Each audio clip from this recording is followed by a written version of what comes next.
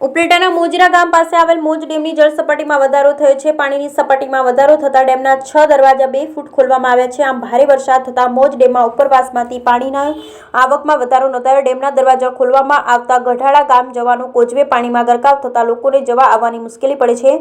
આ કોઝવે વહેલી તકે બને તેવી માંગ લોકોને નદી કાંઠાના વિસ્તાર જેવા કે મોજીરા, ખાખીજાળિયા, ઉપલેટા, ગઢાડા, નવાપરા, સિવંત્રા અને વાટલા સહિતની ડેમની નીચાણવાસમાં આવતા ગામના લોકોએ નદીના પટમાં અવરજવર ન કરવા તથા સાવચેતીના પગલાં લેવાની સૂચના આપવામાં આવી। બ્યુરો રિપોર્ટ વિપુલ ધામેચા, ઉપલેટા તાલુકાના ગઢાડા ગામના પૂર્વ સરપંચ નારણભાઈ આહિર આજે બીજે દિવસે પણ મોજ ડેમના 6 દરવાજા ખુલ્લા હોય જેને કારણે ખેડૂતોમાં ખૂબ જ આનંદની લાગણી ફેલાણી છે।